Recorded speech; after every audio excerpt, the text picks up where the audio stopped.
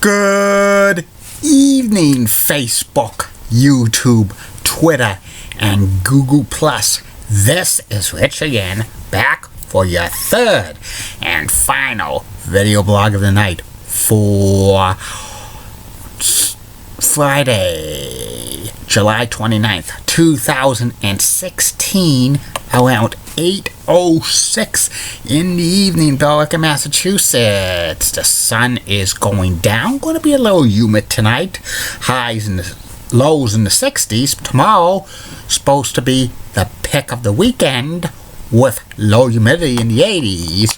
But back to humid weather on Sunday with chances of numerous showers, but after that, supposed to go into a comfortable air mass for most of next week. Maybe the 90s will return next Friday. Wait and see about that, but we desperately need the rain. Some news to report. It's Happy National Chicken Wing Day, so hopefully you'll be getting chicken wings at your favorite place for chicken wings. I bet KFC and Hooters and the Tilted Kilt are having specials because it's National Chicken Wing Day. And they are coming out with a design for lingerie for men.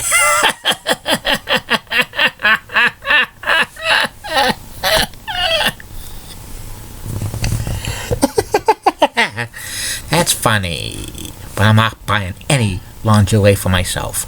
It's out of the question. And that's about it on the news.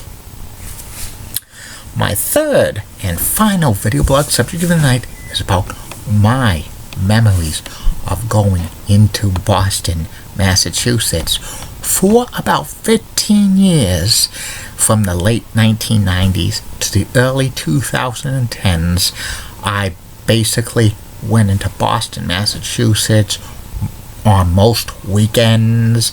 I usually took the commuter rail from North Billerica Station all the way to North Station. When I first took the commuter rail, it was only $3.25, and the last time I took it at all was $6.25, so it went up $3 during those 15 years, which is not a bad thing for inflation because the commuter rail. And usually I would walk around Boston area, usually walk from the North Station over to Downtown Crossing a lot. I loved the Downtown Crossing area. It had a lot of great places like Borders, which had a lot of books and a lot of DVDs and a lot of magazines. I bought most of my books at Borders. Sometimes I would buy some books at the Barnes & Noble on Downtown Crossing as well. And plus there was a 5-story Strawberries, which had a lot of VHS tapes, eventually DVDs, CDs, and other stuff.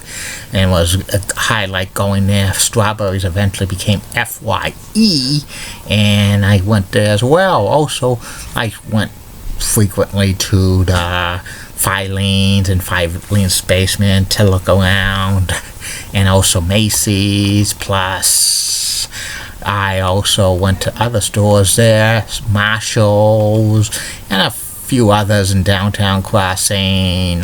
Downtown Crossing changed over the years. I went into Boston. Eventually all those stores went out of business, and they were replaced by most of them with other shops.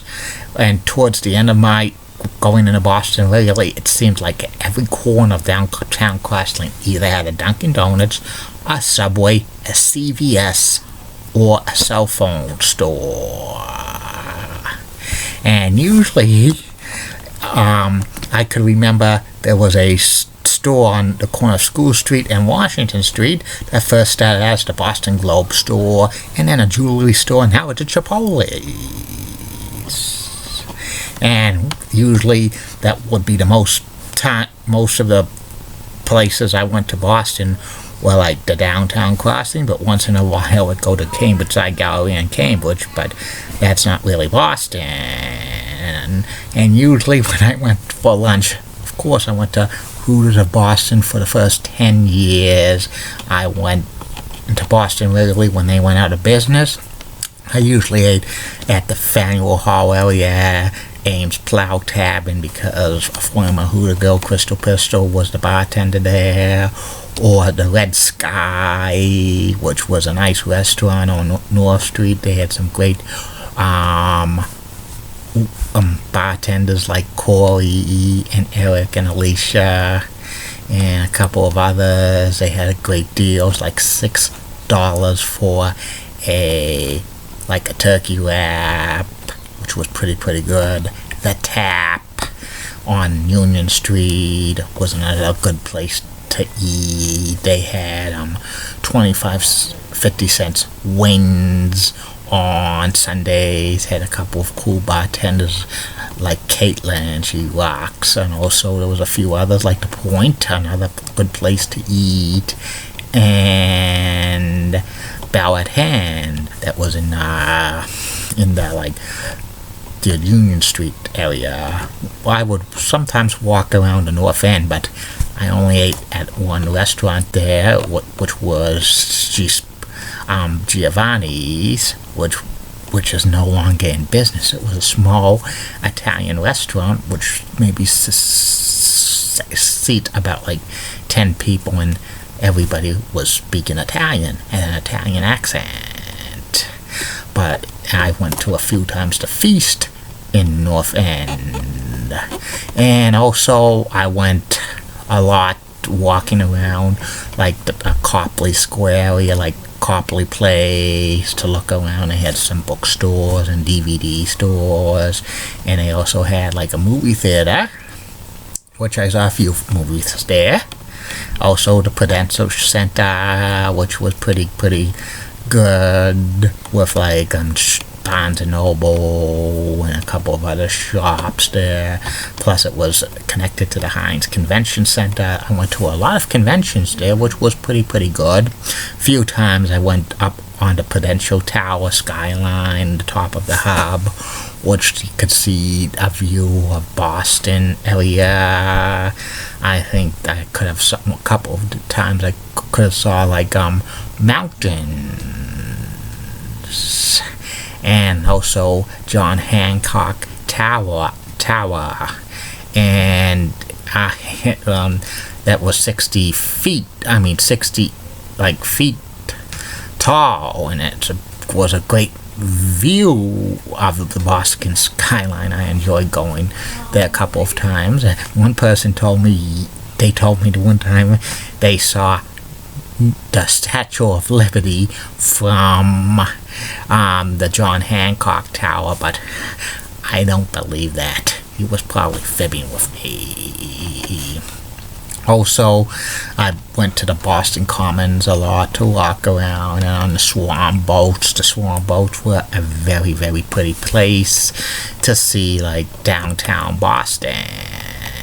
Also, I went a lot of times to Newbury Street, walk around, go to Newbury Comics a few times. At first it was a small store, but then it expanded to have a big selection of DVDs.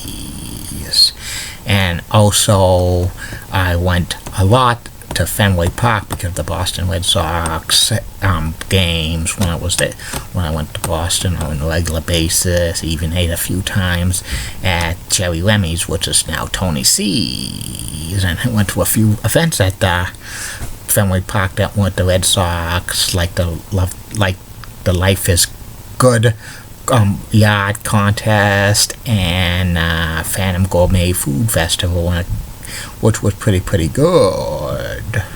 The latter years of going into Boston, I took more of the Green Line and Red Line and Orange Line to downtown crossing or other places because I had that Charlie card. I think the last 18 months of me going into Boston, I got a library card from the Boston Public Library, which that's a very good big library, the central one in Copley Square, which I'm probably going to do a video blog of sometime in the near future.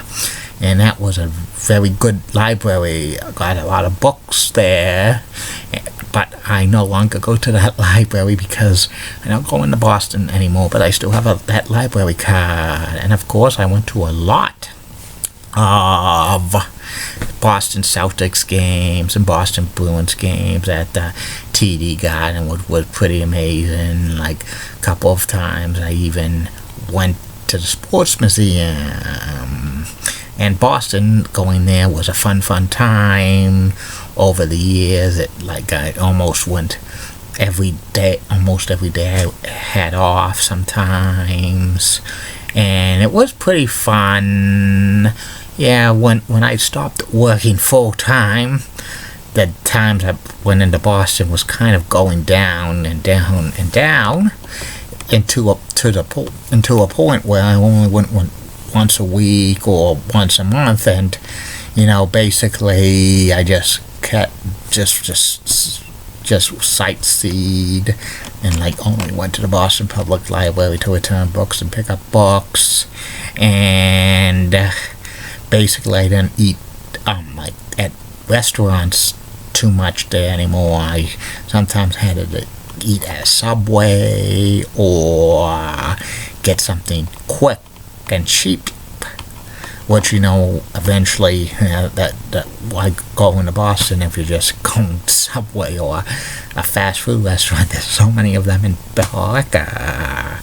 And the last regular time I went into Boston was in June of 2012, and that's when they raised the prices to $8 to take the train, or now it's over $9 to take the train from Boston to Billerica. And I never go to Boston unless if it's a Celtics game, a Bruins game, or a Red Sox game.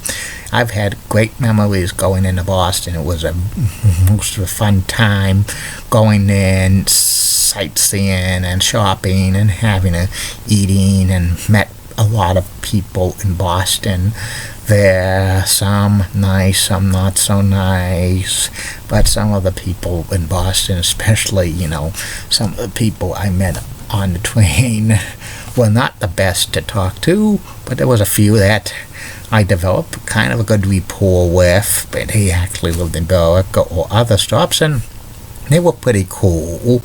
And it was a fun time going into Boston. I miss it, but I enjoy now doing stuff in the area of Billerica, like Lowell and Burlington and Tewksbury and Chelmsford. Yes, a lot of cool places to hang out at and shop, and it's not that expensive because I'm basically staying in the area and taking a bus, and it's a round trip for a bus with my Charlie card is only $4, so that's a good deal instead of paying twice an amount of going into Boston. But never say never for me going to Boston again, maybe on a semi-regular basis if I get a full-time job. But wait and see about that. So that's my memories of Boston, and probably in the near future probably tell you some of the stuff I said about the Boston Public Library and the Red Sky and the Tap and the Point and the others, because they're interesting. And that's about it on that. I'll be back tomorrow. Facebook, YouTube, Twitter, and Google+, but only 2 video blogs tomorrow. First video blog will be about the top 10 greatest sports athletes in the history of Chicago sports.